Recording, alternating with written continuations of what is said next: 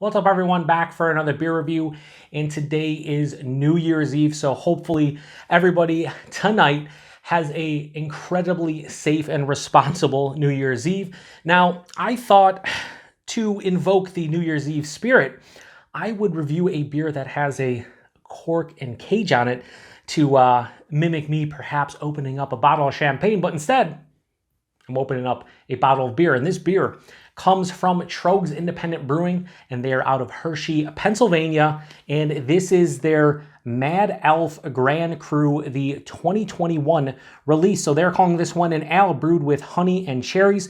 It comes in at 11% alcohol by volume, 15 IBUs, and at the time of review, I don't know exactly how old this bottle is because it does not have a bottle on date anywhere that I can find, but it is the 2021 release, and I would say because of that, this bottle is no older than 3 months old at the time of review, so we should be absolutely fine. I did not realize this label has a little bit of stuff going on. Whatever. So Mad Elf Grand Cru. Never had this one before. I've had regular Mad Elf numerous times. I like that beer. I don't love it, but I really do enjoy it. And the difference between this and the base beer, from what I can tell, is they're using Tart Balaton cherries as opposed to I think they maybe use Montmorency cherries in the regular one. They don't use tart cherries, I know, in the regular version. It says additions in this one: Balaton cherries, Demerara sugar, and wildflower honey.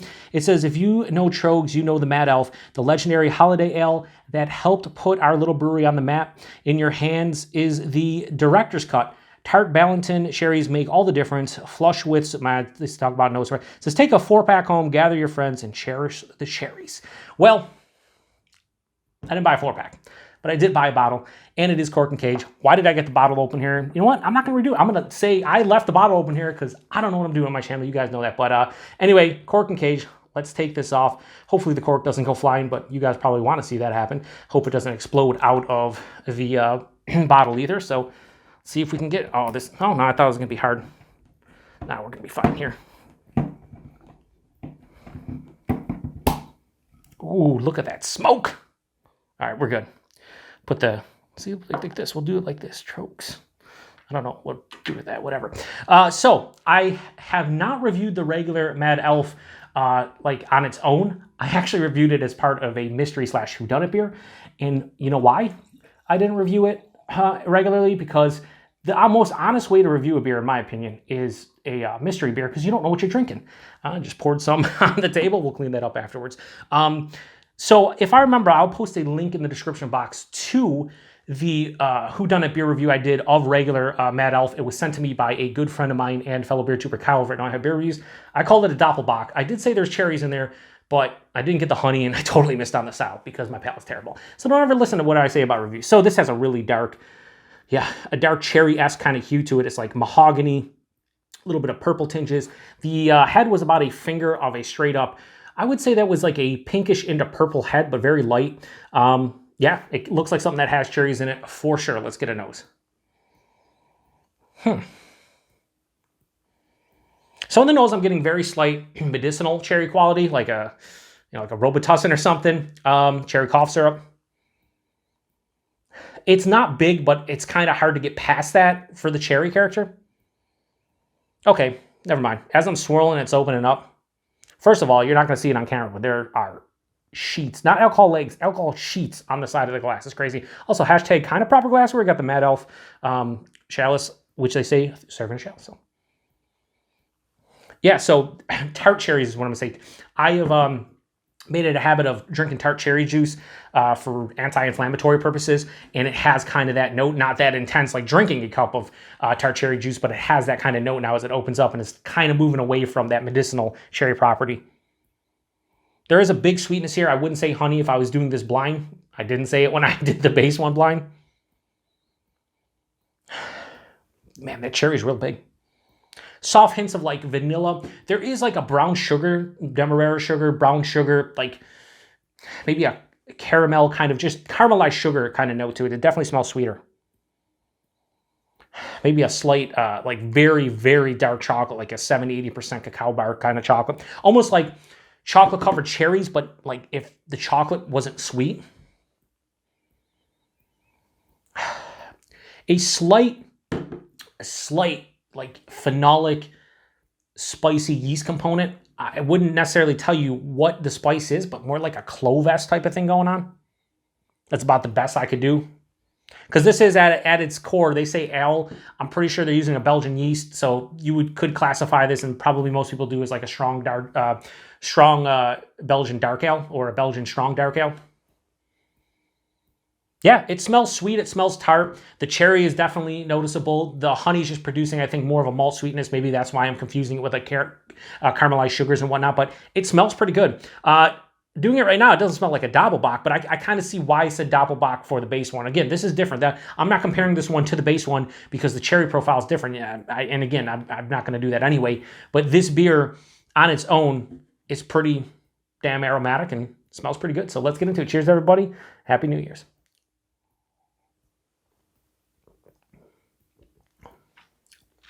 Ooh. That wakes up the palate, without question.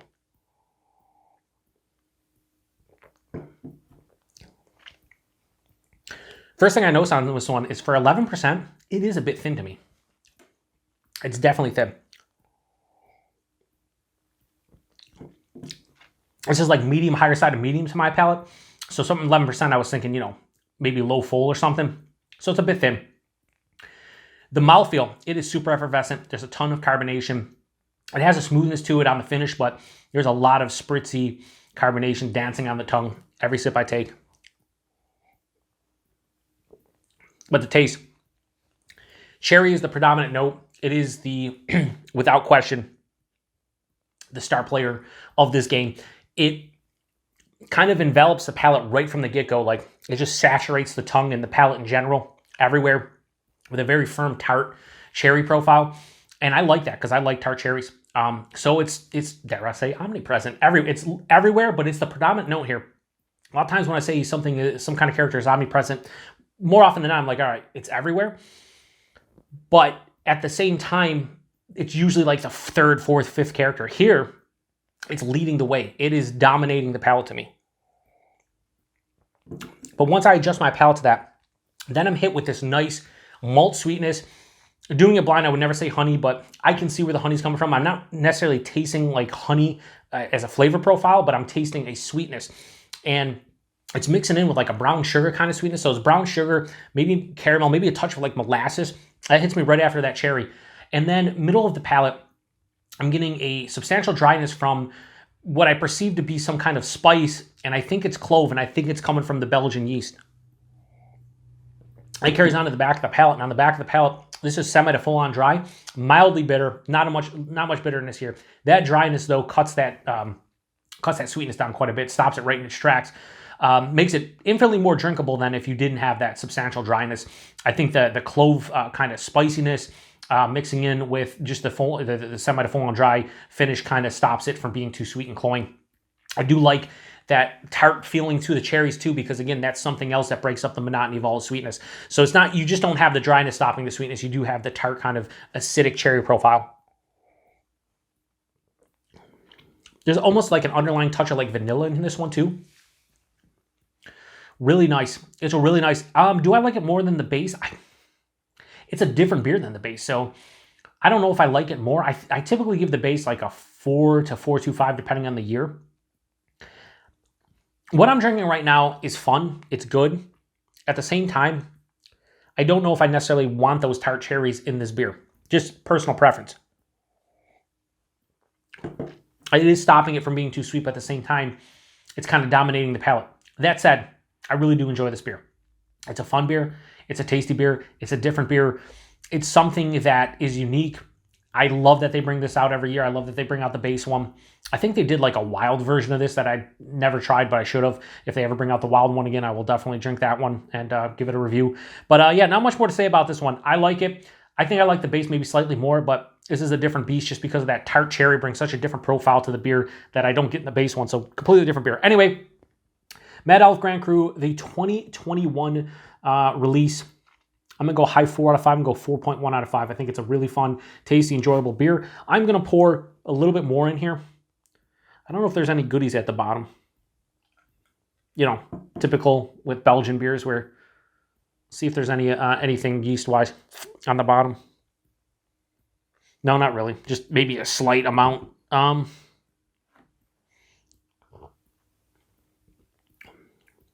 No, didn't do much. Still, same beer. Price point availability. I believe in my area, these are $18 to $20 a 4-pack. I think I paid like $4.69 or $4.75 or something like that for that bottle. So depending on where you get it, $18, $20 a 4-pack, that's fine. It's 11%.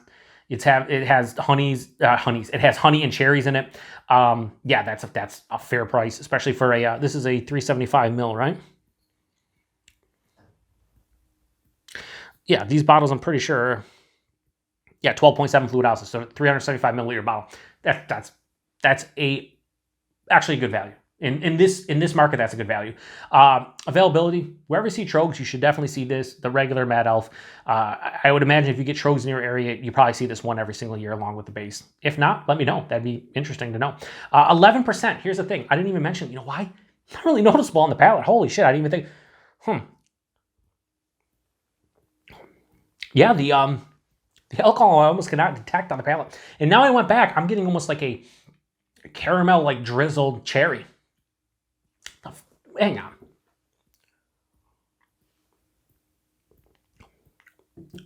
Maybe pour in the rest of the sediment and everything in there. Change it, because that's better now. You know what? I don't think I've ever done this on my channel. Like, I'm going to go, F it. Mad Elf Grand Cru 2021 release. Low 4.25 out of 5. I'm going to go 4.2 out of 5. Whatever I just took the last 2 sips, and in conjunction with the hidden alcohol, now that I'm thinking about it, that's a 4.2 out of 5. I just went back and, like, again, the tartness of the cherries, maybe my palate's becoming acclimated to it.